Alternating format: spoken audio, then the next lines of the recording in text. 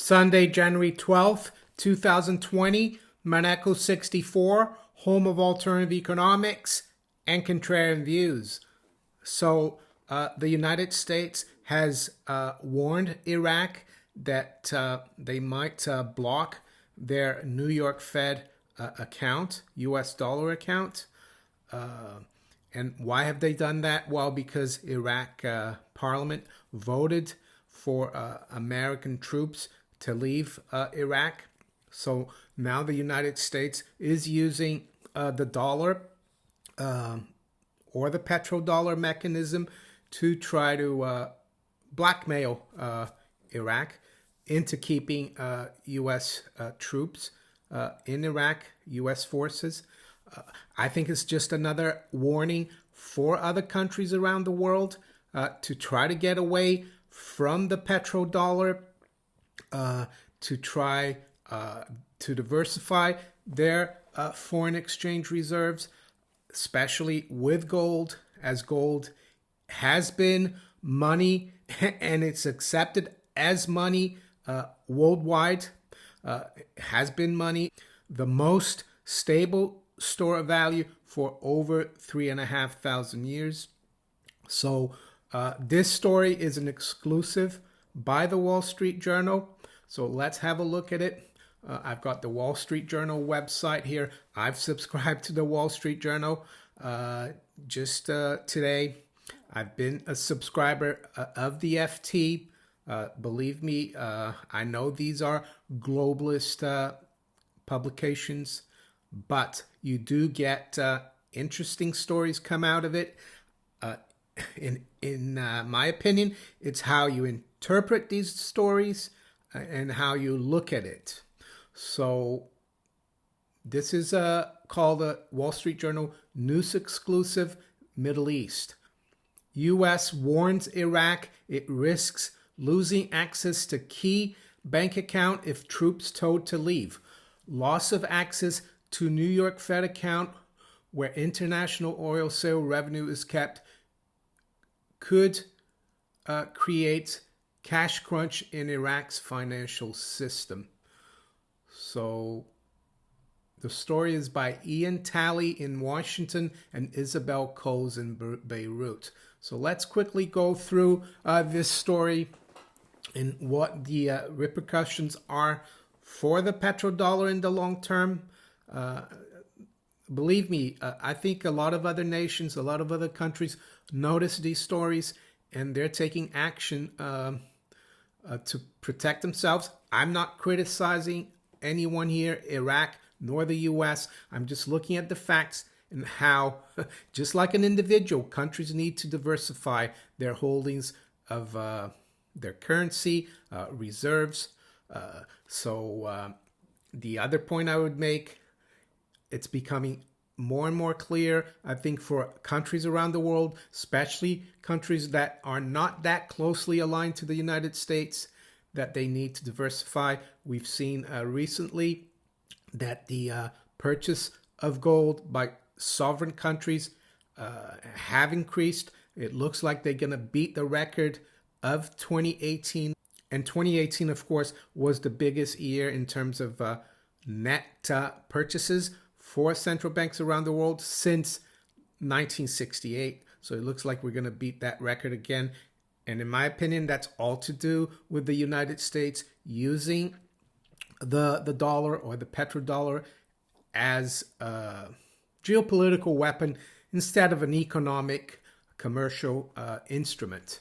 So Wall Street Journal says the Trump administration warned Iraq this week that it risks losing access to a critical government bank account if Baghdad kicks out American forces following the U.S. airstrike that killed a top Iranian general, according to Iraq officials. So Wall Street Journal has sources in the Iraqi government, it looks like.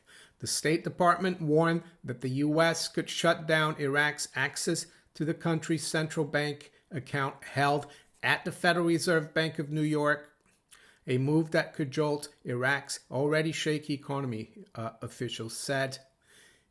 Iraq, like other countries, maintains government accounts at the New York Fed as an important part of managing the country's finances, including revenue from oil sales. Loss of access to the accounts could restrict Iraq's use of that revenue, creating a cash crunch in Iraq's financial system and constricting a critical lubricant for the economy. The prospect of U.S. sanctions against Iraq arose after the January 3rd U.S. airstrike that killed Iranian Major General Qasem Soleimani at Baghdad International Airport. The Iraqi parliament voted Sunday to urge Prime Minister Abdel Abdul Mahdi to work toward the expulsion of the approximately 5,300 U.S. troops.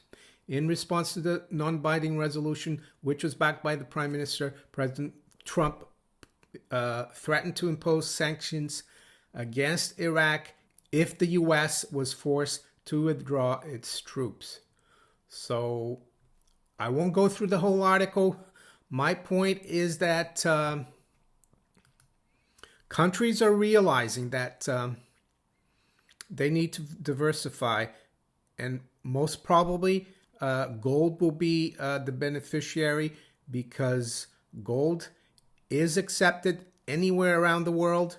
Of course, Iraq could diversify into other fiat currencies other than the dollar, but they would probably only be accepted in the country where that fiat currency is from.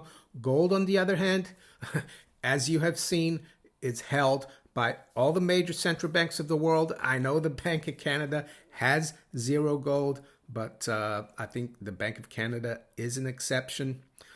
So my message to Iraq, the government of Iraq, the monetary authorities of Iraq, is to try to plan ahead, plan forward, try to diversify, try to keep accumulating gold, try to get other avenues for payment settlement, maybe through the new system that the Russians and the Chinese are trying to develop. Of course, it wouldn't go down politically well with the Americans. It looks, though, that the Iraqis have been doing something about it.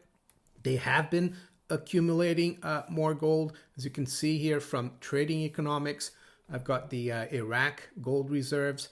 They've rebuilt it since 2010 from almost zero to around 96 tons now, just under 100 tons. Considering the UK only has 300 tons, the Iraqis have done a good job.